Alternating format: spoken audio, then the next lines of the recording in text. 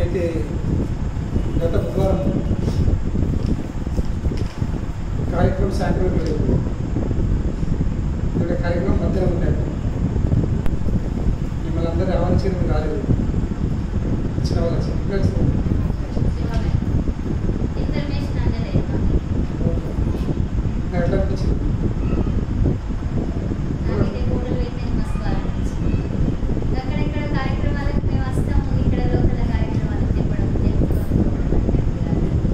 Information అందరికీ వస్తుంది. ఏదో జలజ ఖచ్చితంగా వస్తుంది అనిపించింది. జలజ రాజుగారి ఇన్ఫర్మేషన్ అందరూ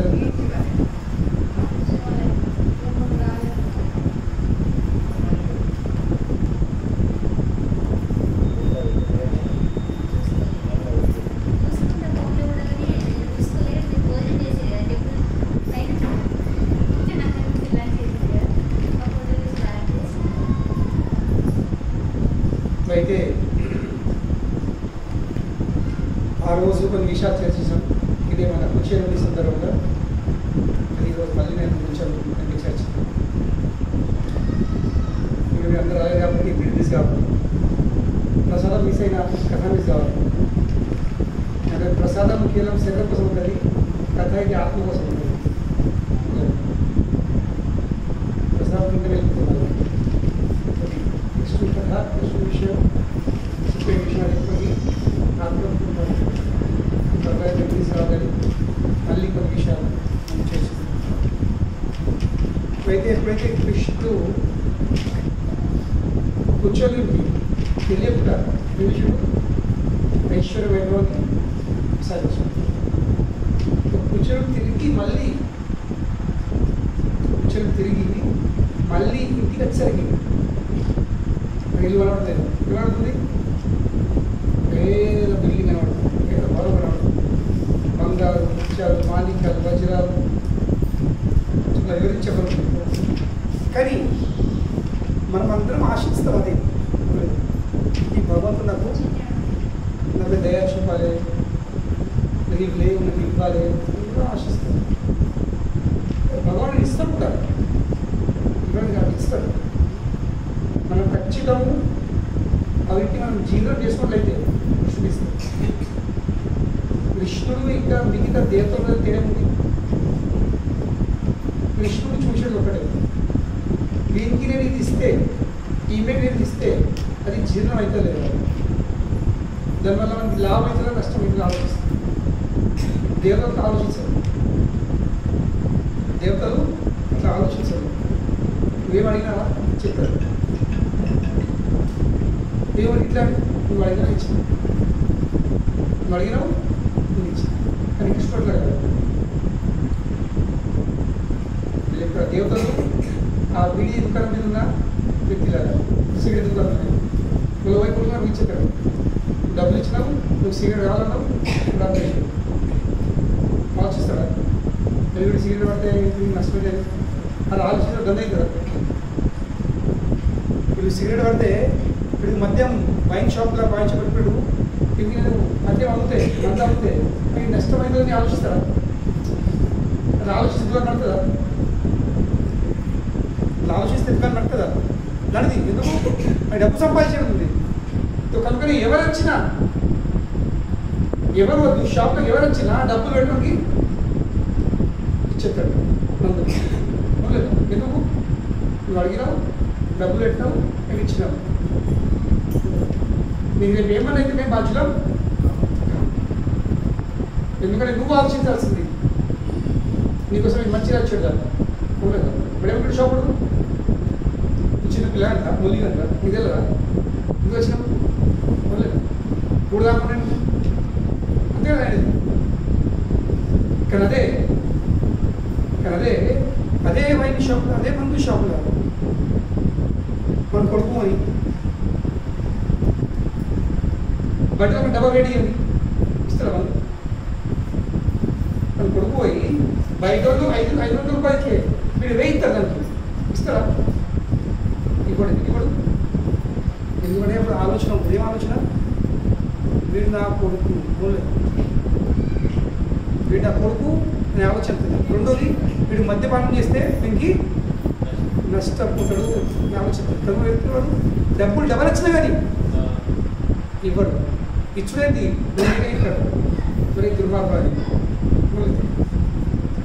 కృష్ణుడు అటువంటి తండ్రి.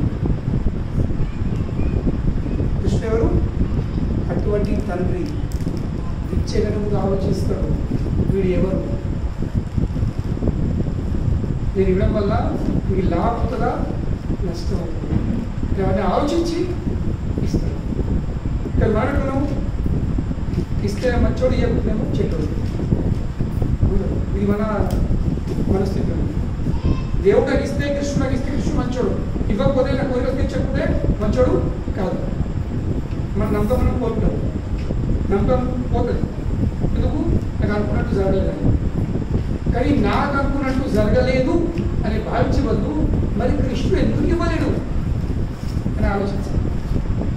ఎందుకని నేను తట్టుకోలేకపోతున్నాను, నాకు జీవనం కాలేదు, నేను ఎక్కడ పొంగిపోతానేమో కూర్చొని ఆలోచించు. కూర్చొని ఆలోచిస్తాను ఎందుకు ఇవ్వలేడు, నేను అది తట్టుకోనేమో, నాకు అంత అర్హత లేదేమో, ముందుకు ఇవ్వలేడు. ఈ ఆలోచన ఇప్పుడు ఏ ఆలోచనతో కృష్ణుడు. కనుకనే కృష్ణుని మనసు మారాలంటే ఫస్ట్ మన భావం మార్చుకోవాలి. కృష్ణుని మనసు మారాలంటే, కృష్ణుని అనుగ్రహం మన వైపు రావాలంటే ఫస్ట్ కావాల్సింది మనము భగవంతుని మనసు మార్చే ప్రయత్నిస్తాము. భగవంతానికి ఇష్టం లేకుండా ఇవ్వు అని అట్లా కాదు. భగవంతుని కృష్ణుని మనసు మార్చే ప్రయత్నం చేసే బదులు ఏం చేయాల్సింది? మన భావాన్ని మార్చుకోవాల్సింది. మన భావాన్ని మార్చుకున్నట్లయితే కృష్ణుడు ఖచ్చితంగా ఇస్తాడు. మన భావం సరిగా లేనందువల్ల చాలా మంది అంటారు భగవాన్ ఇట్లా చేసిండు కావాలి ఇట్లా అయింది. మన జీవితం తెలిపింది దేవుడు ఇట్లా చేసిండు కదా అట్లా అయింది. ఇప్పుడు ఒక పిల్లగాడు వచ్చిండు, వాడిని ఏదో ఒక అమ్మాయితో సంబంధం ఉంది. ఆ సంబంధం ఏదో వల్ల విడిపోయింది. ఎవడు నేను బతకాలని సూసైడ్ చేసుకున్నాను. రెండు దేవుడు ఉంటే దేవుడు నాకు ఇంత బాధ కలుగుతాడు. ఆ అమ్మాయిని దూరం ఎందుకు చేసిండు? ఇంత బాధ.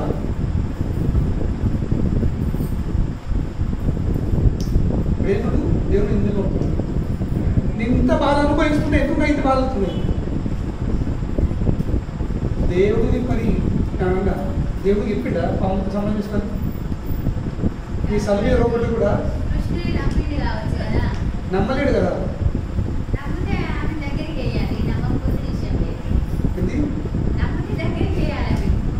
ఎందుకు ఇంతకేం చెప్పినా నీ కొడుకులో నీ బిడ్డ నీకు నాకు బియర్ రోడ్లు ఇస్తావా? మరి నమ్మిడు కదా నిన్ను అమ్మని, నేను అమ్మ నమ్మిడు కదా ఇవ్వాలి కదా నువ్వు. మరి అది తప్పు కదా. మరి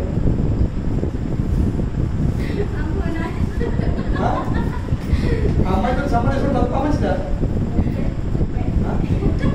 కళ్యాణ్ ఉన్నాక కళ్యాణ్ సమావేశం ఇస్తారు కదా, వారి సల్వేలో ఉండాలా జాబ్లో ఉండాలా లేదా అమ్మాయిలో కూడా ఉంటారా?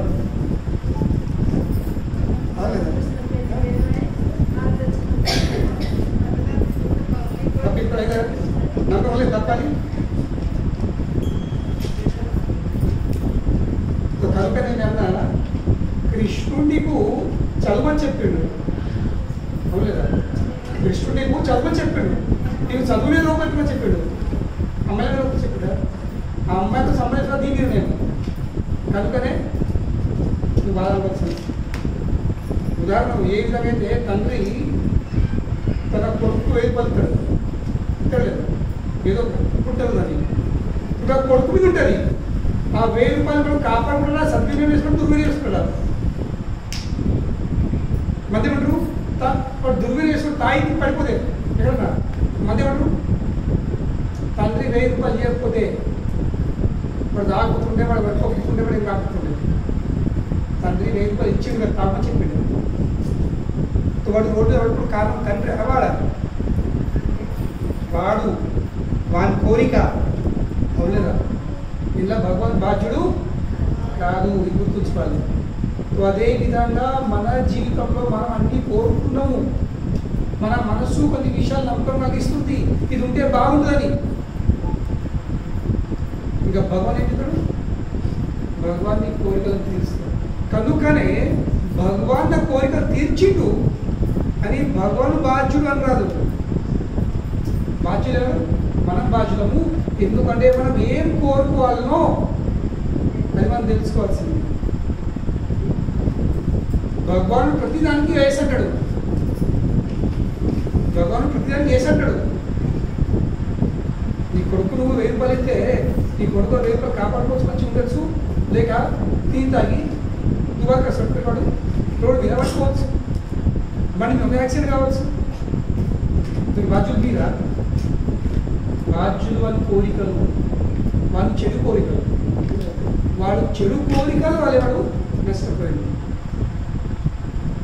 భగవానుడు ప్రతి ఒక్క జీవికి కొద్దిగా స్వాతంత్రం ఇచ్చాడు. మీరు 1000 రూపాయలు ఇచ్చారు కొద్ది కొడుక్కి. 1000 రూపాయలు ఇచ్చిన తర్వాత మనకు చెప్తారు, ఇగో సాయంత్రం పెట్టుకోలేదు, దోసుకుని పోయలేదు, ఏ హోటల్లో పోయలేదు, ఏ డాబాలో పోయలేదు, ఏ దావత్ చేసుకోలేదు, ఇంట్లోకి వెళ్ళి బయట అడుగుపెట్టలేదు అని చెప్పినారు. కొన్ని తెలుసారు,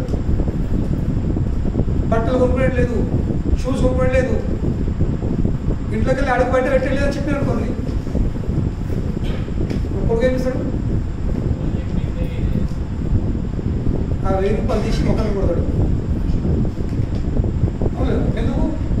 నువ్వు ఇచ్చిన అవును, నువ్వు ఇంటి నియమాలు ఇబ్బంది పెడితే నువ్వు ఇచ్చినందుకు ఎత్తడు తీసుకొని 1000 రూపాయలు తీసుకొని ఇచ్చేస్తాడు. అవును కదా? సో తండ్రి 1000 రూపాయలు ఇచ్చిన తర్వాత కొడుకు ఏం చేయాలి? వదిలేసేయాలి. వదలేదా? నీ ఇష్టం. కానీ కొడుకు ఆలోచించాలా? తండ్రి నాకు నా ఇష్టం అన్నప్పుడు నేను సద్వినియోగం చేసుకుంటానా దుర్వినియోగం చేసుకుంటాను అని కొడుకు ఆలోచించాలి.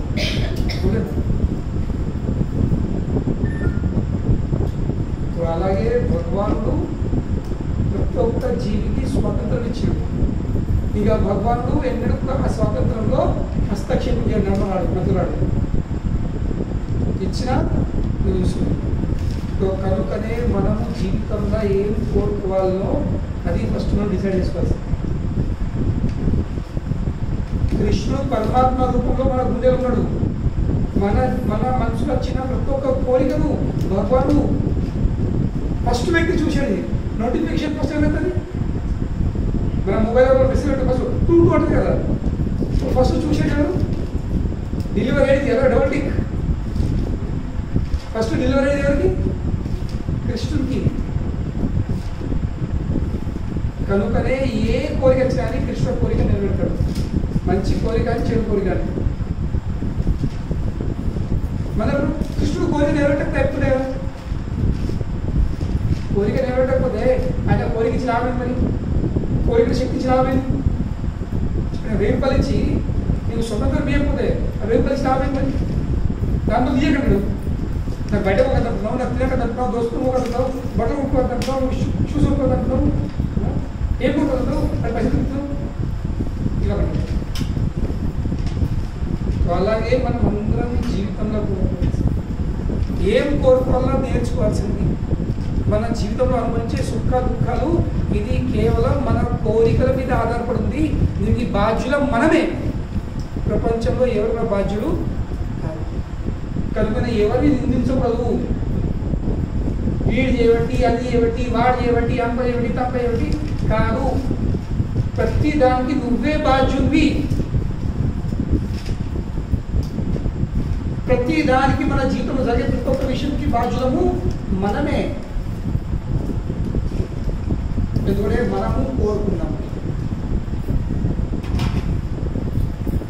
కనుకనే జీవితంలో మనము కోరుకోవడం నేర్చుకోవాల్సింది. ఏం కోరుకు? మంచి కోరుకునే మంచి, చెడు కోరుకునే చెడు. ఇప్పుడు శాస్త్రంలో ప్రొఫెసర్ ఉదాహరణ ఇస్తారు. వర్షం పడుతుంది, వర్షం పడితే భూమి మీద రకరకాల మొలకెత్తాయి. వంకాయ మొత్తది, టమాటా మొలచ్చు, మిరపకాయలు మొలచ్చు, బీరకాయ మొలచ్చు, సొరకాయలు మొత్తాయి. ఇప్పుడు వంకాయ, బీరకాయ, సొరకాయకి మొచ్చుడికి బాధ్యత ఎవరు? వర్షమేనా? ఆ విత్తనాలు మొదలేదా? వంకాయ విత్తనం అయితే వంకాయ మొత్తం వర్షం అంటదా? లేదు, అన్ని వంకాయ మూలాన్ని కాదు. ఏ విత్తనం వేసినామో అవే మనకు చేతికలుగుతుంది.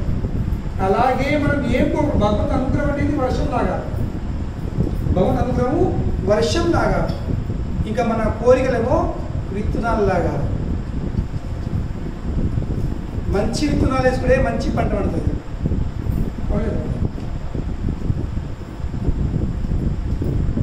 ఇవాళ చెడిపోయిన విత్తనాలు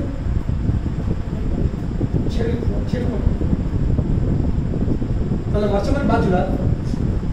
మన వర్షం చేయబట్టి సొరలు వచ్చిందని, వర్షం చేయడి బీరకాయ వచ్చిందని, వర్షం చేయడి కాకరకాయ వచ్చిందని కాదు.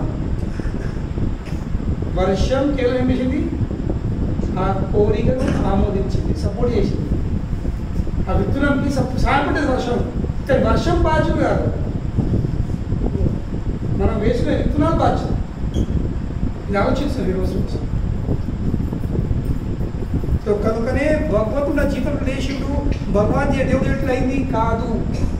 నువ్వు విత్తనాలు వేసుకున్నావు, వర్షము భగవంతు అనుగ్రహమైంది, వర్షం లాగా ఆ విత్తనాన్ని ఎత్తిపించింది అంతే.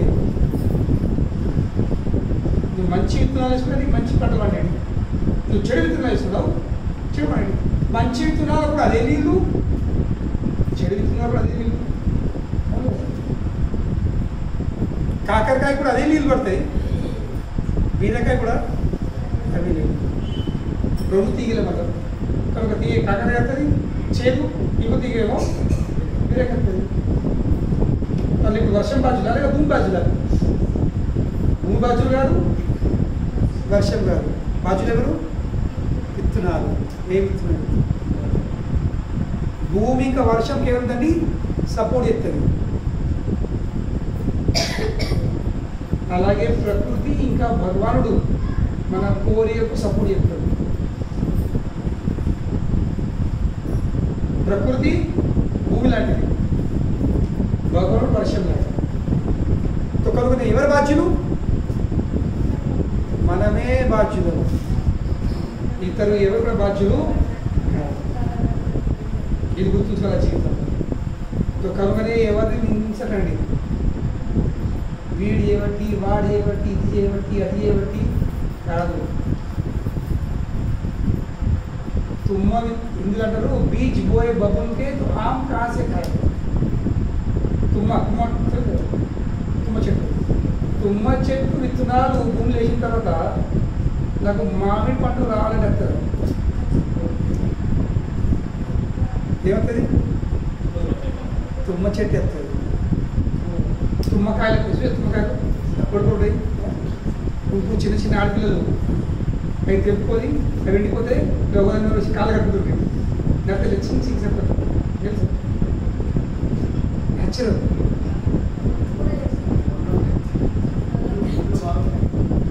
ఇది ఇట్లా కాళ్ళు కడతాయి, ఇట్లా ఇట్లా ఇట్లా ఉంటాయి పొడుగా. కనుకనే మనం తుమ్మ విత్తనాలు అగిన తర్వాత నాకు మామిడి పండు రావాలని వస్తుంది. మనం చేసిన పాప కర్మలు నాకు సుఖం రావాలని ఎట్లవుతుంది కదా? నీకు జీవితంలో సుఖం రావాలంటే పుణ్యకర్మలు చేయాల్సింది. ఒక నువ్వు పాప కర్మలు చేస్తున్నావు, తింటున్నావు, తాగుతున్నావు, అన్ని నష్టం చెప్తున్నావు, ఇతరులకు చెడు చెప్తున్నావు, మరి నాకు జీవితంలో సుఖం రావాలని ఎట్లవుతుంది? నువ్వు ఎవరికి దుఃఖం అందిస్తున్నావో నీకు కూడా ఇప్పుడు అప్పుడు దుఃఖం రావాల్సింది. అంటారు అరే వాళ్ళకు వాళ్ళు మంచిగా బతుకుతున్నారు, వాళ్ళు చూసుకుంటూ వాళ్ళు చేతులు అన్ని ఎత్తులు, వాళ్ళు మంచి ఎత్తులు నాకు ఇచ్చలేదు.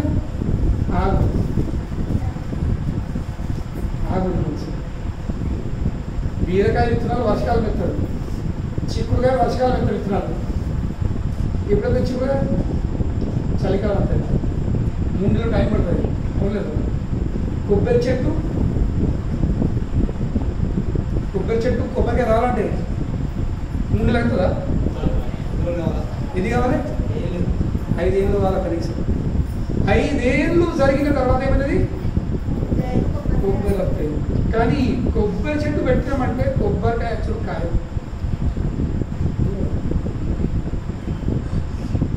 మనకనిపిస్తుంది అబ్బా వాడు ఎన్ని పాపకరం చెప్తుడు మంచిగా చేస్తున్నావు, కొబ్బరి చెట్లు పోతుంది, ఫస్ట్ క్లాస్ పోతుంది. అవునా? కాదు మంచి మంచి ఆకు చూస్తే గర్భం కనిపిస్తుంది. అలాగే అందరికీ వాళ్ళు చేసుకున్న పాపకర్మలు అనుభవించలేదు. కానీ వాళ్ళు మంచి ఉంటుంది కదా, వాళ్ళకి మంచి బంగ్లాలు ఉన్నాయి, వాళ్ళకి భూములు ఉన్నాయి, వాళ్ళకి ఇంట్లో ఉన్నాయి, వాళ్ళకి ఆస్తులు ఉన్నాయి, అన్ని మంచి ఉన్నాయి, వాడు అన్ని చెప్పలేదు.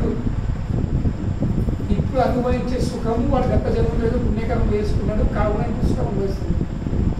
ఇప్పుడు చేసే పాపకర్మలకు వాడు మళ్ళీ అనుభవిస్తాడు. తప్పేటి కాదు. కనుకనే వాడు పాపకర్మలు చేసి సుఖం అనుభవిస్తున్నాడు. కనుక నేను కూడా పాపకర్మలు చేసి సుఖం అనుభవిస్తా, నా లెక్క మర్చిపోవాలి. మీరు ఇన్ని పుణ్యకర్మ ఎత్తు నాకు ఏం అక్కలేదు, బట్ పాపకర్మ ఎత్తు నాకు అన్ని వచ్చినాయి. మనం అందరము విత్తనాలు మనమే వేసుకుంటాము, మనం నీళ్ళు వాడిస్తాము, మనమే పెంచుతాము. తర్వాత కోసుకునే ఎవరు? మనమే. మన పంటలు మనమే కోసుకుంటాము. పక్క పూన తోటకెళ్ళి వడ్లు మన ఇంటికి వస్తాయా? పక్క పూన తోటకెళ్ళి మక్కల ఇంటికి వస్తాయా? పక్క పూన తోటకెళ్ళి బీరకాయల ఇంటికి వస్తాయా? మన ఇంటికి వచ్చి బీరకాయలు, మక్కలు, ఇంకా బియ్యం ఎక్కడి? మన తోటలు. మనమే కలుపుకున్నామో, మనం దీన్ని నివారించినామో, దేవుడు కష్టపడ్డామో, అవేమని ఇంటికి వస్తాయి, పక్క పనులే రావు.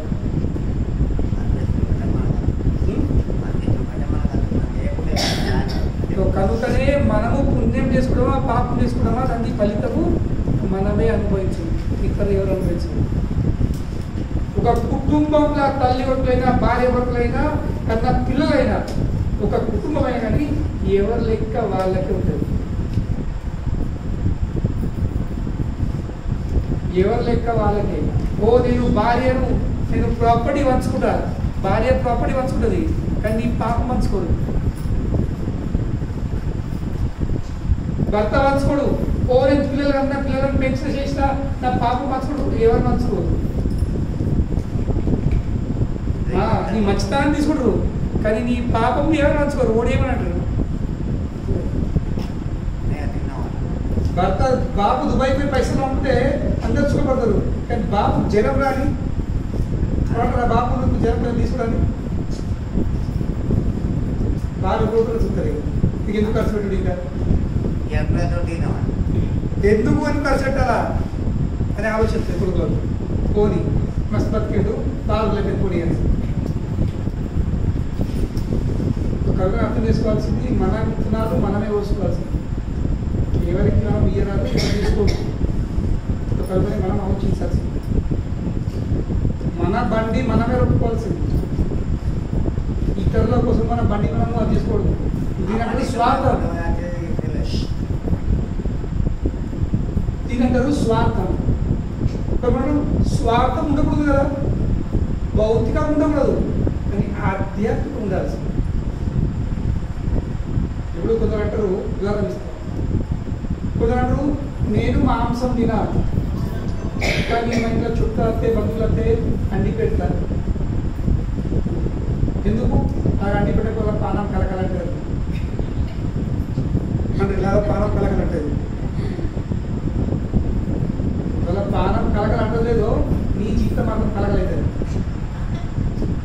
నేను తింటలేను నాకు పాపం కాదు.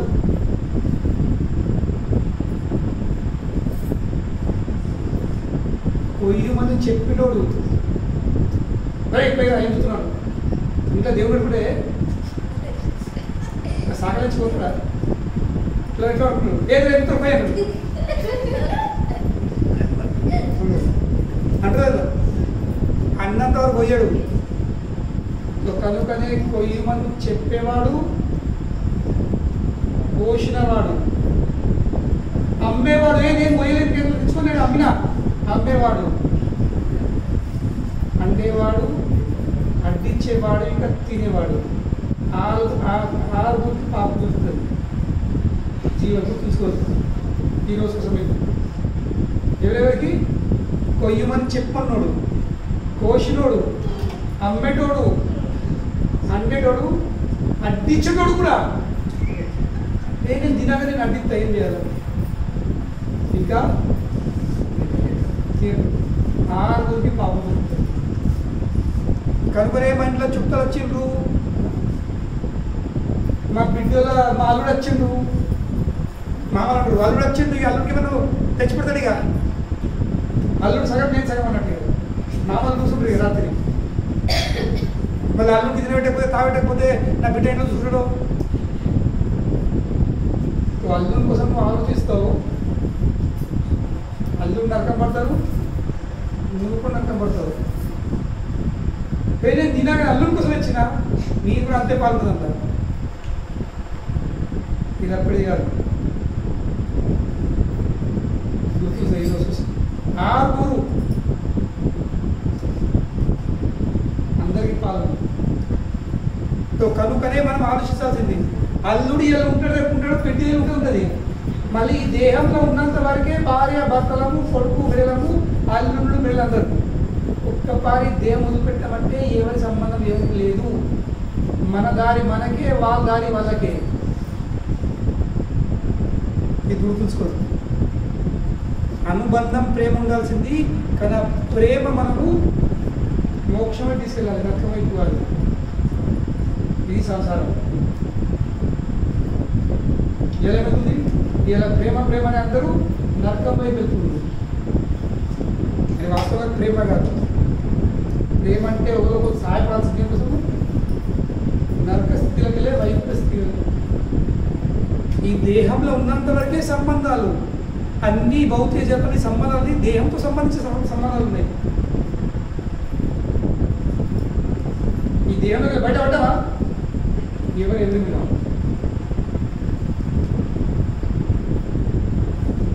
ఎవరెవరిలో ఉన్నాం. మన దారి మనకి ఉంటుంది, వాళ్ళ దారి వాళ్ళకి. వాళ్ళు మళ్ళీ ఎక్కడో చెప్పిస్తారు, మళ్ళీ వాళ్ళు ఎక్కడో చెప్పిస్తారు. ఏం సంబంధం లేదు. కనుకనే ఆ స్వార్థం ఉండాల్సింది. ఏం స్వార్థము? నేను ఒక్కరి కోసం నష్టపోను. ఒక్కరు నష్టం పోతుంటే నేను మనకి నష్టం పంపను, నేను పోను. వాల్మీకి ఋషికి నాలుగు ఏమని చెప్పాడు? వాల్మీకి ఋషి ఎక్కడే ముందు ఏం చేస్తుండే? మనుషులను చంపుడు, దొంగలించుడు, దొప్పుడు ఇవన్నీ పలుకుతుండే. ఒకరోజు నారదుని అడవిలోకి వెళ్ళేటప్పుడు నారదుని అంటాడు, కబుది నారదుని అంటారు, అదే బాబా నేను సాధువుని అలాగే ఉండేది, ఇస్తా లేదా చంపుతా నిన్ను. నారదుని వారి ఎవరి కోసం ఇవన్నీ చేసేది? ఈ దొప్పుడు, సంపుడు ఎవరి కోసం? అంటే నా తల్లిదండ్రుల కోసం, నా కుటుంబ సభ్యుల కోసం, నా భార్య కోసం, నా పిల్లల కోసం. అవునా? నాకు నువ్వు నువ్వు చేసే పాప కర్మలకు ఈ పాప ఫలితాలు అనుభవిస్తావు. చూపెట్టి దర్శనం చెప్పించాడు, చూడు ఇవన్నీ నీ భవిష్యత్తు మీద మరి నువ్వు ఎవరి కోసం చేస్తున్నావో వాళ్ళ పాలు పంచుకుంటురా అడిగారు. చెప్పాడు, ఖచ్చితంగా పంచుకోవాలి. పంచుకోరు, నేను తెచ్చిన డబ్బులో పాలు పంచుకున్నప్పుడు నా పాప కర్మల పాలు పంచుకోరా? అడిగైతే రాపో. వీటిలో పోతున్నది నాలుగు నుండి చెట్టు పెట్టేసింది. వీడు పోకుండా నువ్వు అన్న మాట తప్పని నేను చంపేత ఫస్ట్ నాకు ఖచ్చితంగా పాలు వస్తుంది. అడిగైతే రాదు. ఇంటికి పోయాడు. ఇంటికి అయినాడు, అయ్యా దినారాత్రి బింకెచ్చింది, శనగల పుట్టలు తెచ్చింది, నా కట్టమని తగ్గుతుంది. మరి నేను అర్థం పోతున్నా, నువ్వు కూడా పాలు వస్తుందా? నేను మార్చుకుంటున్నా, నీకు నేను తిండి పెట్టుకున్నా కానీ దొంగలించి సంపు చేసి పెట్టుకున్నాడా? నేను పంచుకోవడం అవ్వదు. అవ్వ మరి బాప అయితే పంచినప్పుడు మరి నీ సంగతి కడ తల్లిపోయి తిరిగి నానా నేను పంచుకోవడం వచ్చాను. సరే భార్య ఉంటే సగం అర్థంగినా సగం పాలు ఇదేనా తెచ్చిన మంచి చీర వరకు ఇవి నగలు మంచిగా. మరి నరకంలో కూడా వెళ్ళేటప్పుడు దాని తర్వాత నేను పడతాను, నీకు బట్టలు ఇవ్వమంటే తెమ్మన్న దొంగలిందని చెప్పినా చంపని చెప్పినా, దొబ్బమని చెప్పినా, నేను బాగుంటున్నా. కుటుంబంలో అందరూ మేము మర్చుకో నీ పాపం నీకే. అప్పుడు వాల్మీకి ఋషి వచ్చి నారదుని కాళ్ళ పడి, అయ్యా నన్ను క్షమించు, నాకు వాస్తవం ఈరోజు అని ఆ మనిషి కాళ్ళ పడి నన్ను శిష్యులకు నన్ను చెప్పేటప్పుడు నారదుని బోధించిండు. అప్పుడు వాల్మీకి ఋషి ఏపుడు రామనామం జపం చేయను. కానీ జీవితం అంతా మనసులో నప్పచ్చు కదా, మర రామనామం పాపం చేసేది భగవద్గీత పేరు నోడి కాదు. కనుక ఎటువంటి పాపిష్టులకు, మధ్య మాంసం యుద్ధం వ్యభిచార నిష్ఠులకు సత్సంగంగా భగవంతుని విషయం విను, భగవంతుని నామం జపం చేయండి కాదు. 5 నిమిషాలు కూర్చుంటే అసలు గడ్డి కుదరదు, ఉండరాదు. ఎందుకు?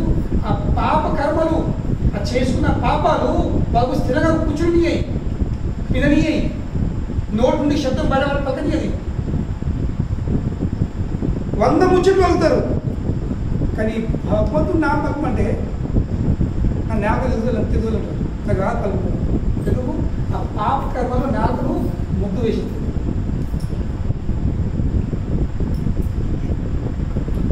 పలకనియది.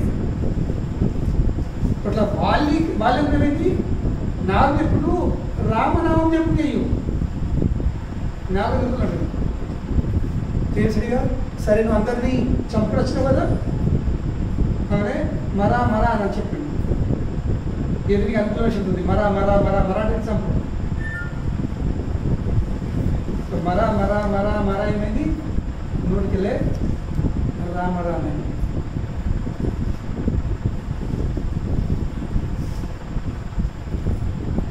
కనుకనే మనం ఆలోచించాల్సింది జీవితంలో నేను ఏం చేస్తున్నాను, ఎటువైపు వెళ్తున్న జీవితం. ఈ సంసారం మీద ఉంటుంది, రేపు ఉంటుంది. ఈ ఇల్లు మీద ఉంటుంది, రేపు ఉంటుంది. ఈ శరీరం మీద ఉంటుంది, రేపు ఉంటుంది. కానీ రేపు నా గత ఏంది? ఈ దేహం పెట్టిన తర్వాత నా గత ఏంది? ఎటుపోతున్నా? ఈ దేహము వర్షం అంతా కొట్టకపోతుంది, బూడిదై. ఇప్పుడు లక్షల చూసిన వచ్చినప్పుడు దేవుడు ఫస్ట్ పైడిపడు దాటడం వల్ల ఏమో నది ఉంది, ఉండలేదు. ఆ నది ఉంటున్నా శ్మశాన వాటి ఉంది, ముందు కట్టినాడు. అక్షరుడు దృష్టి పోయింది. నాకు అనిపించింది, ఎందరో ఈ గ్రామస్తులు ఊర్లలో బండ్ల మీద 100 సార్లు తిరిగారు. సార్ రోడ్డుకి వెళ్ళి కూడా వచ్చినప్పుడు పోయిన ఇప్పుడు 60 70 తిరగచ్చు. ఒకరు ఏమైండు, అదే నది ముందు బండి ఆగిపోయింది. 12 కాల్స్ చేసేట్లు ఇటువైపు వర్షం వచ్చింది, బుడి అయి శరీరం కలిపిన బుడి అయిపోయింది. నదిలో పోయితే నది ఎటువైనాడు? 60 70 తిరుగుడు ఎటువైండు?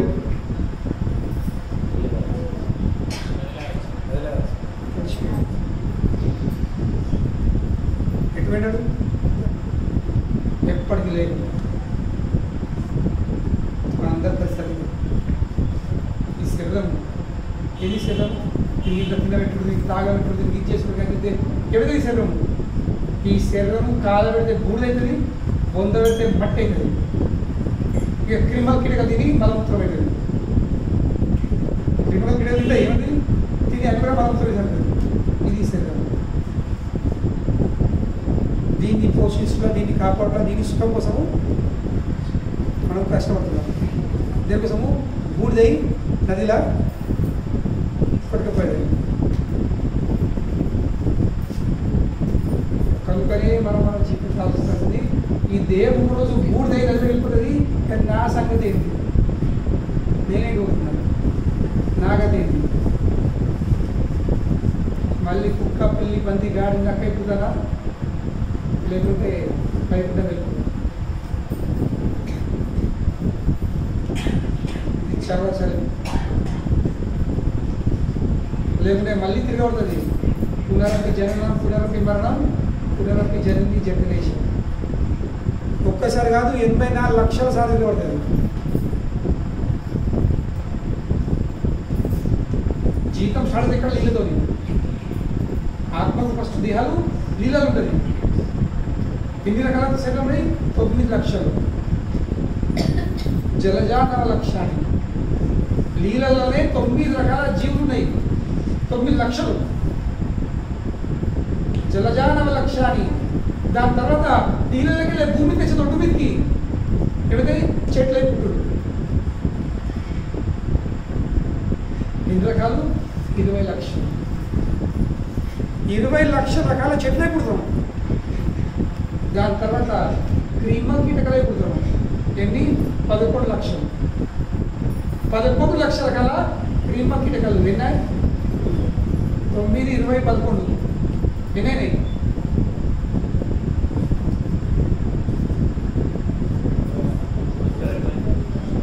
9, 20, 11 అయినాయి.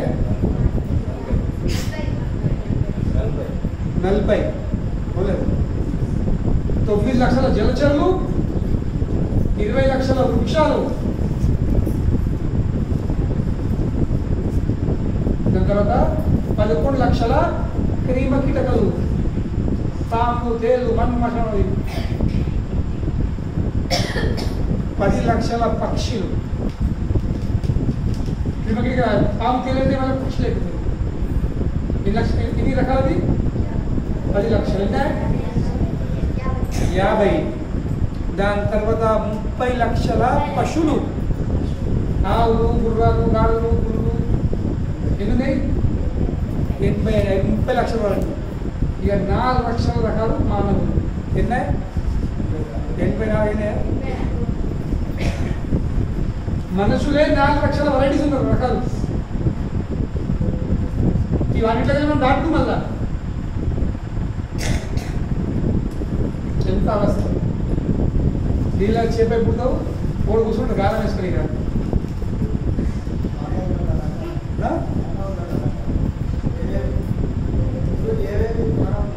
4 లక్షల వెరైటీలు ఉంటాయి మానవులు. 4 లక్షల వెరైటీలు. ఇప్పుడు మన మొహాలుతే ఆందోళన మొహాలుతుంటే కేరళలు, ఆఫ్రికన్ వాళ్ళు, అమెరికన్ వాళ్ళు, లండన్ వాళ్ళు,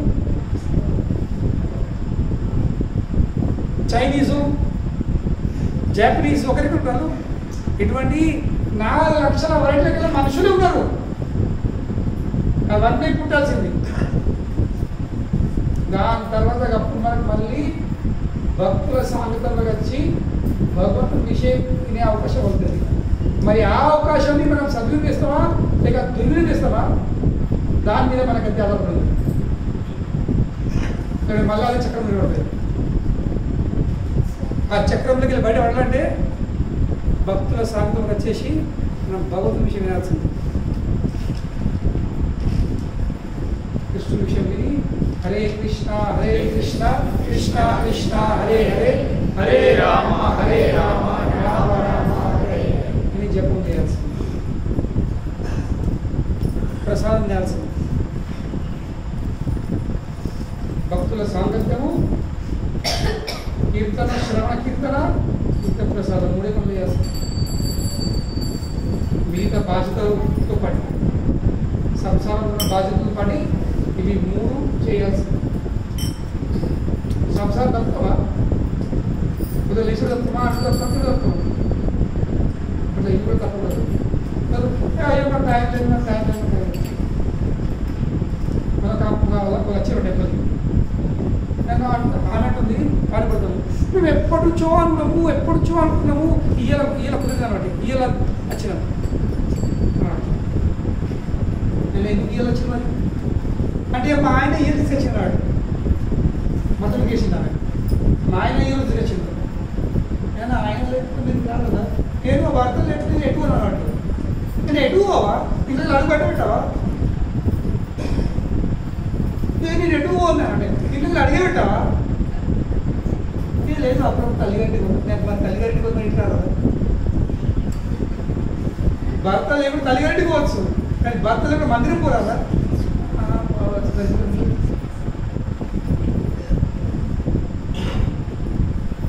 సో కనుకనే చెప్పే విషయం ఏంటంటే మన జీవితంలో మన కోరికలను డిసైడ్ చేసుకోవచ్చు.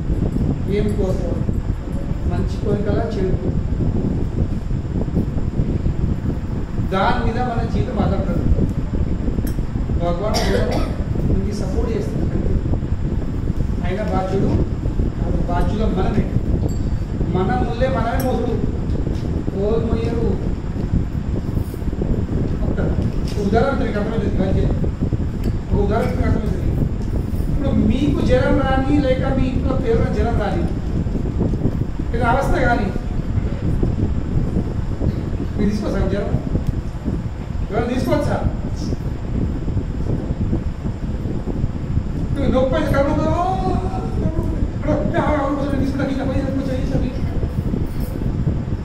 తీసుకోవచ్చా లేక తీసుకుంటారా?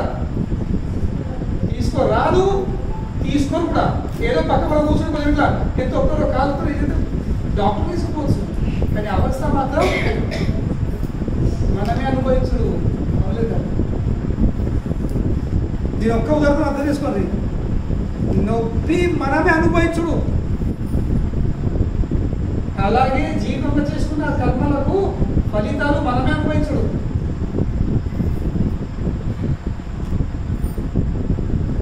కనుకనే భగవాన్ దేనికి స్టార్ట్ అంటే భగవాన్ ఉన్న కోరిక తీరుస్తాడా తీరడా? కృష్ణుడు ఇంకా దేవతలు తెలియముంది, దేవతలు ఇష్టం ఉన్నట్టు ఇచ్చేస్తారు, ఆలోచించారు ఏమన్నా కానీ సావాలి.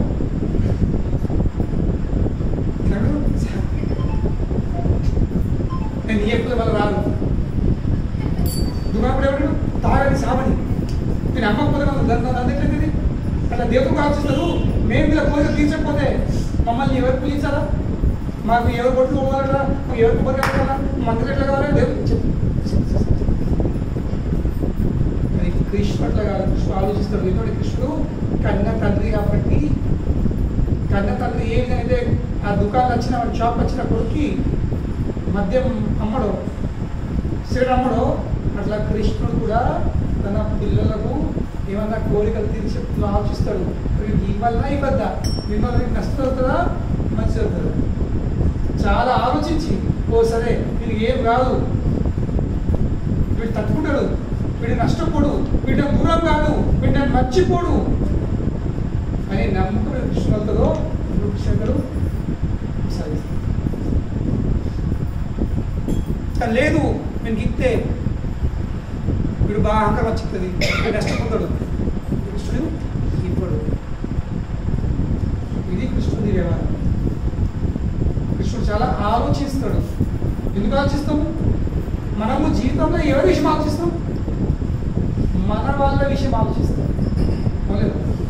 ఎవరి మీద ప్రేమ ఉందో వాళ్ళ విషయం ఆలోచిస్తాం.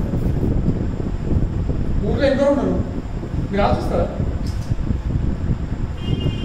కానీ ఒక్కరోజు మీ ఇంటికి సభ్యులు టైం ఇంటికి రాకపోతే ఆలోచిస్తారు కదా, ఏ పని చెప్పమంటారా? ఇక్కడ ఒకటి ఇక్కడ రావచ్చు, ఏడబెట్టు నేను నేను వంట సభలో దుప్పడిసుకొని తీసేసి మొమ్మ గడిగేసి పెట్టి పంటరా? మీరు వచ్చినట్లా కూర్చున్న కూర్చుని పడదు కదా మళ్ళా. ఎందుకు ఆలోచన? ఎందుకు? ఎందుకంటే నావాడు మావాడు అనే ప్రేమ ఉంది కాబట్టి. అదే విధంగా కృష్ణుడు కూడా ఆలోచిస్తాడు. ఏ విషయం ఆలోచిస్తాడు? వాళ్ళ భక్తుల విషయం ఆలోచిస్తాడు. ఈ భక్తులు నా వాళ్ళు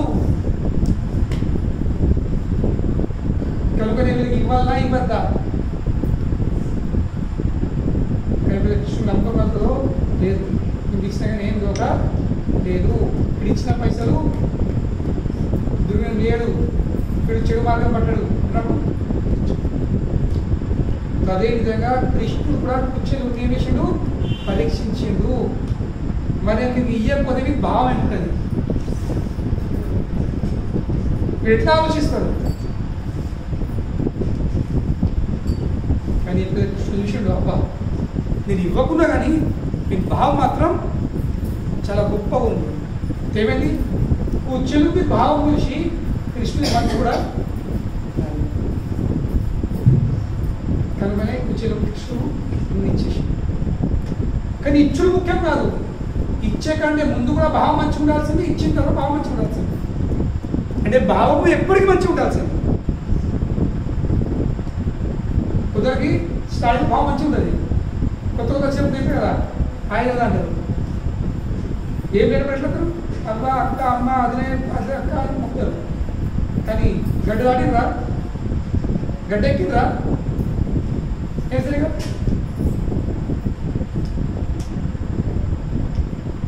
కానీ కుచేలుకి భగవాన్ అన్ని ఇచ్చిన తర్వాత కూడా కుచేలుకి భావం మారలేదు. ఏమని ప్రార్థిస్తుండ్రు, ఏమోచిస్తుండ్రు? వాస్తవంగా ఈ రోజు ఇప్పుడు చెప్పడు, నేను జన్మ పుట్టుక నుంచే దరిద్రుడిని ఆలోచిస్తుండ్రు. ఎవరు తెలుస్తుండ్రు? నేను పుట్టుక నుంచే దరిద్రునే నా జీవితం. నాటువంటి దురదృష్టుడు ఈ రోజు నాటువంటి దురదృష్టుడికి ఈ రోజు ఇంత ధనం ఇంత ఐశ్వర్యం లభించిందంటే అది కేవలము కృష్ణుని యొక్క అనుగ్రహమే నాపై అంతే. ఇది భావలేదు. నేను కష్టపడ్డా, నేను ఉపాసం ఉండి, నేను తినక, నా భార్య తినక అటుకు తీసుకోమని తినట్టు నాకు అభివృద్ధి ఇచ్చాడు అంటుండా? లేదు. ఇప్పుడు అది కేవలం అతని అనుగ్రహం ఉంది. ఈ భావం నేను చేసినది కాదు, అతను అనుగ్రహించాడు కావునది జరిగింది. మనలో నేను చేసిన, నేను సాధించిన, మనం ఏం చేయలేదు, నేను సాధించలేదు. ఎప్పుడు ఈ భావం ఉంటుందో, నేను ఏం చేసినా, నేను ప్రయత్నం చేసిన అంతే. ఆ ప్రయత్నం చేయడానికి బుద్ధి కూడా ఆయన ఇచ్చిండు, తెలుపు అక్కడే ఇచ్చిండు, దానికి ఆ కార్యం నిలబెట్టడానికి శక్తి కూడా అక్కడే ఇచ్చిండు, ఈ దేహం ఇచ్చింది కూడా అక్కడే ఇచ్చిండు. ఈ దేహం లేకుండా నేను ఇప్పుడు కనుకనే జీవితంలో ఎప్పుడైతే ప్రతి క్షణము ప్రతి దానికి మనం కృష్ణుడికే అయ్యా మీ వల్ల జరిగిందని 2 చేతులు జోడించి మనం కృష్ణుడికి మనం కృతజ్ఞత చేసుకోము, అప్పుడే మనము ఆ ఉన్న ఇచ్చి కృష్ణుడు ఇచ్చినప్పుడు వస్తున్నాము కాపాడుకుంటాం. ఇప్పుడేది కనుకనే కృతజ్ఞత భావం ద్వారా మనము కృష్ణుని అనుగ్రహాన్ని కాపాడుకోవచ్చు. కృతజ్ఞత భావన లేకుంటుంది, అనుగ్రహం వచ్చేస్తుంది. ఎంత మంచిగా వచ్చిందో మనం కదా నీళ్ళ నదిలో చేయటువంటి చేతులు అట్లా ఈరోజు చేతుల నీళ్ళు మళ్ళీ నదిలో చేతులు నీళ్ళు అనుగ్రహం ఉంటుంది. అని కృతజ్ఞత భావన లేకపోతే ఆ చేతులు పైకి లేకపోతే ఇళ్ళకి ఇక్కడ అక్కడికి అక్కడ కృతజ్ఞత భావన లేకపోతే ప్రతి క్షణము పొద్దున లేచినప్పుడు భగవంతా ఈరోజు నాకు పెళ్లి చేసినావు, నేను లేచిన కానీ మంచిది. సాయంత్రం పడుకునే ముందు మళ్ళీ భగవంతుడు గుర్తు చేసుకోలేదు, భగవంతా నీ అనుగ్రహంతో ఈరోజు దినం గడిచింది, నేను ఏదో మీ అనుగ్రహంతో డబ్బు సంపాదించిన, ఏదో నేను బతుకున్నా, ఇంకా తినేటప్పుడు కూడా భగవంతా నువ్వు ఇచ్చిన తిండి నాకు కళ్ళు పడుతుంది, తినకంటే ముందు నాకు ఇచ్చిన అని కృతజ్ఞత చెప్పుకోవాలి. తినే తర్వాత కూడా భగవంతా ఈరోజు ఒక పూట తిండి తిని చెప్తున్నాం. మనం ఎన్నిసార్లు గుర్తు చేసుకున్నాం? మనం అందరం దొంగలం, మనమందరము దొంగలం. భగవంతుడు ఇచ్చే సొమ్ము ఎప్పుడూ నాదని చెప్తున్నాం. దొంగలేపిస్తారు, దొబ్బుకున్న వస్తువు ఏమంటున్నాను నాది. తొట్ల కృష్ణుడు అన్నితుడు అన్నిక్షుడు వేసాడు, మనం ఏమన్నా కనిపెట్టు నాది. కానీ దొంగల గది ఏంటి? దొంగలకు ఎప్పుడు భయం ఉంటుంది. దొంగలకు మనశాలు ఉంటాయి. దొంగలకు ఎప్పుడు భయమే, మరి ఎప్పుడు మనశాంతి అనేది ఉండదు. కనుక మన పరిస్థితి ఏముంది? మనప్పుడు మనశాంతి లేదు, మనప్పుడు ఎన్నడూ ఇప్పుడు భయం ఉండదు, ఉందా లేదా? ఎందుకంటే మనము కృతజ్ఞతలు తెలియజేసుకుంటాం. కృష్ణ నాడేమి కాదు, ఇదంతా మీది ఇచ్చింది, మీ అనుగ్రహం. కనుకనే ప్రతిరోజు ప్రతి క్షణము కనీసం పొద్దున లేచినప్పుడు, కనీసం రాత్రి పడుకునే ముందు, ప్రతి మనం దినం ముందు తింటాము. ఎందుకంటే ముందు తిన్న తర్వాత భగవంతా నాకు తిండి పెట్టింది, ఒక శక్తి తిని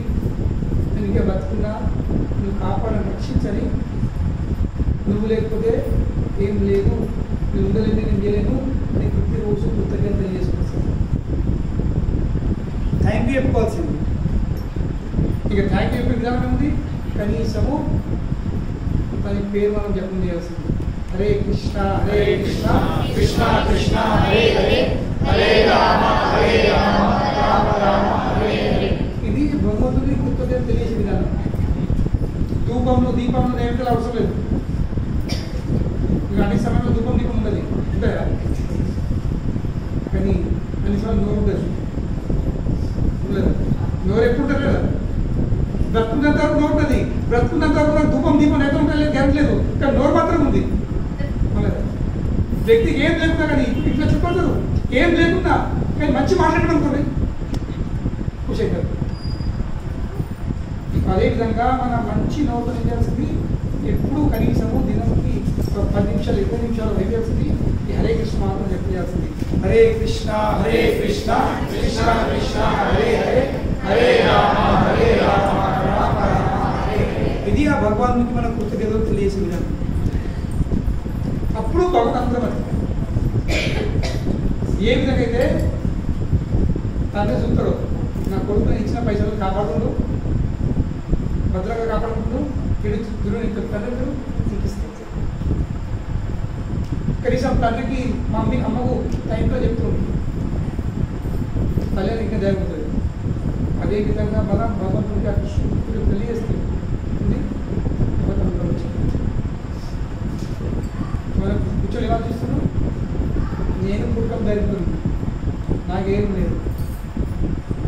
ఈరోజు నేను దురదృష్టి, ఈరోజు అటువంటి దరిద్రుడికి అటువంటి దురదృష్టికి ఇంత ఐశ్వర్యం వైభవం వచ్చిందంటే అది కేవలము ఆ కృష్ణుడి అనుగ్రహమే, నాది కాదు. ఇది భావం వచ్చింది. హరే కృష్ణ.